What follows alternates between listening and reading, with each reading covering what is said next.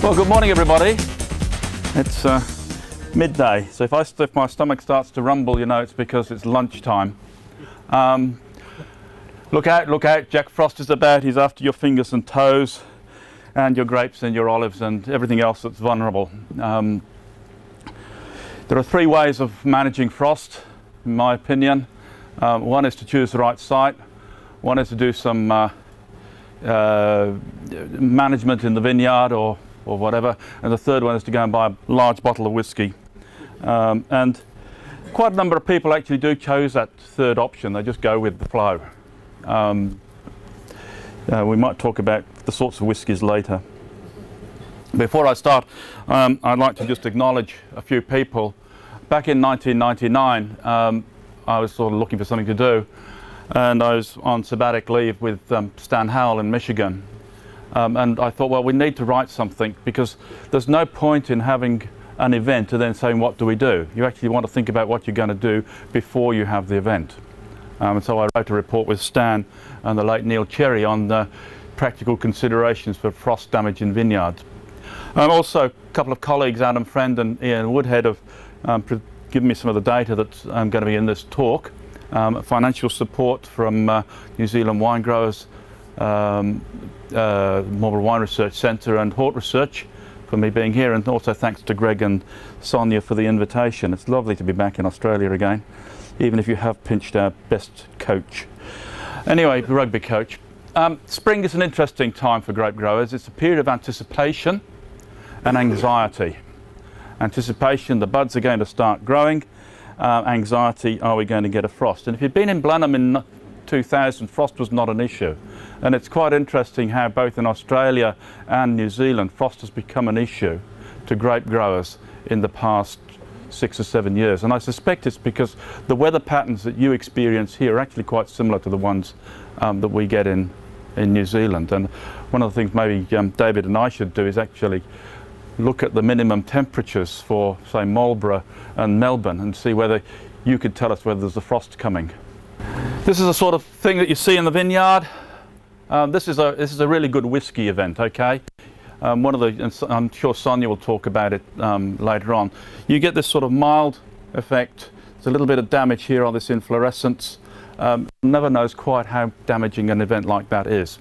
The inflorescence here, the young bud, the young bunch, is actually one of the most vulnerable parts of the plant to frost. Of course, when you see something like that, it doesn't take much of a rocket scientist to realise that you've had a fairly major event. And Sonia, I'm sure, is going to talk about what are the options that you do when you have one or other of those events. We can talk about the causes and the types and the consequences of frost, but in practice the most important consideration is what is the economic result, and what is the worth of preventing it from happening. We can protect against any frost. Okay, you could grow theoretically grapevines in the Antarctic, but it wouldn't be economic. And it doesn't matter when we're talking about any sort of frost process, there comes a point at which it'll fail. The only way of preventing it from failing is to invest more money in the frost protection system. But again, there gets a point where economically it's not worth doing. In theory, any crop can be protected, but economic and practical aspects often limit the methods that can be used. So just think about that one. So what I thought I might do is talk about some of the alternatives for frost management in vineyards, and in particular assessing site vulnerability, and then look at alternative methods for frost fighting. So location, location, location. Those of us that are involved in real estate, and I'm not, will know that location is the most important aspect in assessing the value of a property.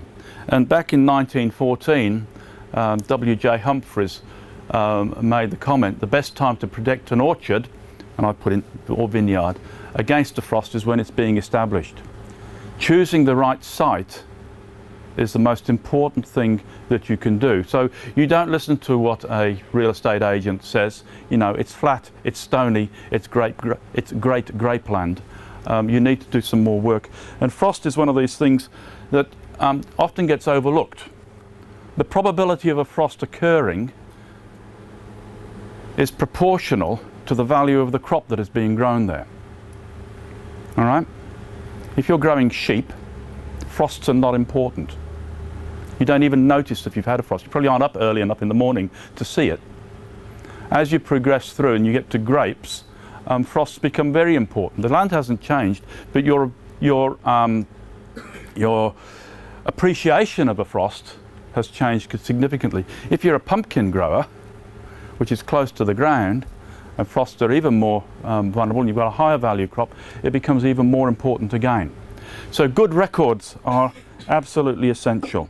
In 1980, Geiger went on to say that it's amazing that basically, despite all the information that we have available to us, how often people don't take any notice of it when establishing vineyards. It's done at great cost, and suddenly you're subjected to repeated frosts. And I'm seeing developments in New Zealand which make me shudder. Again, the real estate agent's come along and said, there aren't any real estate agents here, are there? There's come along and said, here's a flat piece of ground, it's not very expensive, plant a vineyard. And people are investing millions of dollars in these vineyards. There's one site up the Wairau Valley in Marlborough, they've invested $2.5 million in wind machines. And I don't think they're going to work. So you've got this development, what's it cost to establish a vineyard? Plus $2.5 million worth of wind machines, and it ain't going to work. So what I'm going to talk about first of all is a little bit about the climate, and then I'm going to talk about how you might use some of this information to look at different sites. Choosing a new site is difficult because basically very often there are few meteorological records available, particularly as these relate to the frost and the vine phenology, the vine development. This is the sort of thing that we have in Marlborough. Here's the Wairau Plains, Blenheim is just here, Wellington's about there somewhere, Christchurch is somewhere down here. So we're in the northeast corner of New Zealand, and the National Institute of Water and Atmosphere have produced these frost maps. The green areas here are the more frost-prone areas. Sorry, it's not terribly in focus. And then as you get out towards the coast, and in this area around the river here, we tend to be in less frost risk areas. This is just an enlargement of the Central Plains area. And you can see that within the Plains area, there are quite significant differences in frost vulnerability. The probability, the 50% probability of having a frost here is the 17th of October, and here is the 7th of October. So if you're going to establish a vineyard, the chances are if you plant it there, you're going to be at a lower frost risk than here. That distance from there to there is 4 kilometres, and it's flat. As we get down into the hills to the south here, the probability goes down, probably because of the sort of air movement that David's already talked about. Air movement is important. Cold air tends to pond at the bottom of valleys. It gets held up by barriers, whether they're trees or even grapevines running at right angles to the flow.